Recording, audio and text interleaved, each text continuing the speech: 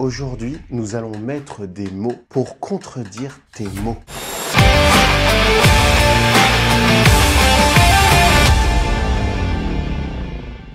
Bienvenue sur Focus, pour cette nouvelle série thématique des mots MOTS pour contredire des mots MAX. En tant qu'enseignant, par la grâce de Dieu, j'ai mis ma foi dans le fait que chaque mot dans la parole de Dieu était un outil, une arme pour venir nous renouveler, nous restaurer, mais aussi, par définition, contredire du milieu de nous chaque forteresse, chaque empêchement, chacune des semences que Satan a voulu déposer dans nos vies. Les mots de la parole de Dieu sont là pour les contredire, sont là pour restaurer la vérité.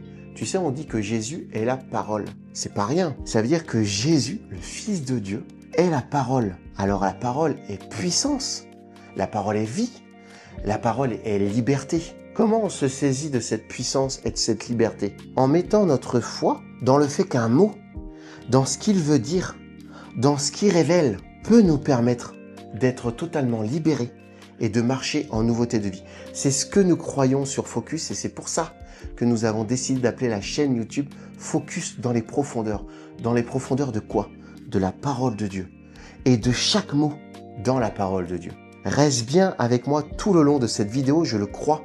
Tu vas être restauré, tu vas être béni, tu vas être délivré à travers parole de Dieu et les mots qui la composent. Tu le sais, en tant que chrétien, souvent on dit attention à ce que tu dis, parce que de ta bouche, il y a parole de vie ou il y a parole de mort. Chaque mot qu'on prononce a du poids. Et je le crois, nous pouvons, par le Saint-Esprit, discerner ce qu'il y a derrière chaque mot dans la parole de Dieu. Et pour cela, j'ai envie aujourd'hui de nous emmener humblement à Sion. Tu sais, Sion, dans la parole de Dieu, ça correspond à la Jérusalem céleste. Sion, c'est beaucoup de choses dans la parole de Dieu. Et je t'invite vraiment à creuser ce thème s'il t'intéresse, mais aussi à nous écrire des commentaires si tu as des questions, des remarques, si tu as des témoignages à nous partager sur cette question de Sion. J'ai hâte de te lire, j'ai hâte de te répondre.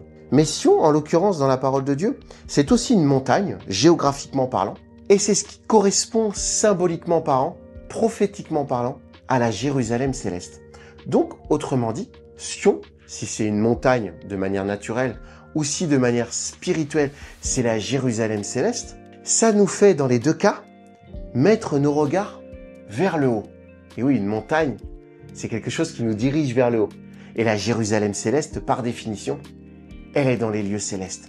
Alors Sion, c'est une invitation, premier jeu de mots, c'est une invitation à mettre nos regards vers le haut. Et tu vas voir qu'une multitude de mots où figure Sion est à chaque fois une invitation pour nous faire non pas regarder aux choses terrestres, non pas regarder aux choses naturelles, donc aux choses d'en bas, mais au contraire, nous faire regarder aux choses d'en haut. Parce que, je le crois fermement, l'un des grands fléaux parmi les chrétiens, c'est de considérer la vie, de considérer ce qui nous entoure, de considérer notre quotidien, mais aussi, et ça c'est impressionnant, de considérer même ce qui est censé être spirituel, surnaturel, c'est-à-dire tout ce qui relève de Dieu, de considérer tout cela de manière terrestre, naturelle. Évidemment, tu l'as vu dans la précédente série thématique, que Satan a voulu absolument nous rendre et faire de nous des êtres naturels. Son objectif, c'était que notre vue, tous nos sens, se tournent vers les choses d'en bas, qu'on ait ces réflexes d'en bas, qu'on regarde au naturel, qu'on regarde au concret, au terrestre, alors que Dieu nous appelle à regarder au surnaturel, au spirituel, aux choses célestes. Et justement, à travers tous ces jeux de mots, on va apprendre à regarder aux choses célestes. Alors je te le disais, allons à Sion, parce que Sion est une invitation à mettre nos regards vers les choses d'en haut. Et je vais te donner un deuxième mot qui lui aussi peut nous permettre de mettre nos regards, notre focus sur les choses d'en haut. Méditation. Autrement dit, qu'est-ce que veut me dire le ciel, les choses célestes, le surnaturel? Je dois être à l'écoute de ce qu'il a à me dire. A contrario, regarde aujourd'hui ce qui est devenu la méditation telle qu'on la connaît naturellement. Je suis pas un expert de la méditation et je m'en réjouis par la grâce de Dieu. Mais la méditation, c'est quoi? C'est un travail d'introspection. On se concentre sur les choses de l'intérieur. On se concentre sur nous. On cherche par nous-mêmes à voir les énergies négatives, les énergies positives. T'as vu la terminologie que j'emploie? Les mots sont importants. Les énergies. La méditation. Je me concentre sur moi-même alors que la méditation, c'est qu'est-ce que me dit Sion? Qu'est-ce que me dit Dieu autrement dit? Donc je ne me concentre plus sur moi-même. Je me concentre sur Dieu. Premier mot, il est important. Je t'invite à méditer ce que Dieu veut te dire, ce que Sion veut te dire, ce que la Jérusalem céleste a à te dire. Parce que quand je commence à méditer les choses de Dieu, alors je bascule vers un autre mot qui est essentiel, qui est vital pour nous chrétiens, la révélation. Parce que, qu'est-ce que me dit Sion? Quand quelqu'un te dit quelque chose, c'est important, tu l'écoutes. Il me dit quelque chose. Mais quand quelqu'un me révèle quelque chose, c'est encore plus important. Révélation. Qu'est-ce que Sion veut te révéler? Waouh! Qu'est-ce que les lieux célestes veulent te révéler? Qu'est-ce que Dieu veut te révéler? Un secret, une vérité, une profondeur qui à coup sûr va te bénir. Je fais une pause dans la vidéo et je veux prier avec toi. Je veux prier pour une chose précieuse, vitale et tellement importante. Que tu puisses vivre par révélation. Un chrétien, il doit absolument vivre par révélation. Quand il ne saisit pas la parole de Dieu par révélation, qu'il la saisit seulement par compréhension, il n'a pas toute la puissance, toute la teneur, toute la profondeur de la parole de Dieu. Et alors d'être restauré dans la couche intérieure de son cœur, il est restauré seulement à la surface. Et on a besoin de profondeur. Focus dans les profondeurs. Je prie dans le nom de Jésus-Christ que tu sois un chrétien qui vive uniquement et seulement par révélation. C'est ma prière pour toi, c'est ma prière pour moi, dans le nom puissant de Jésus-Christ. La révélation. Qu'est-ce que Sion a à me révéler? Qu'est-ce que Sion veut me révéler? Regarde bien. Sion est une invitation à mettre le regard sur les choses d'en haut. Et quand je me saisis de cette invitation, alors je rentre en méditation. Je suis à l'écoute de ce que Sion me dit. Et quand j'entre dans cette méditation, je me saisis de révélation. Sion me révèle des vérités qui vont me restaurer, me renouveler. Et alors, qu'est-ce qui se passe quand j'ai des révélations? Très souvent, les révélations sont accompagnées de visions, la vie de Sion.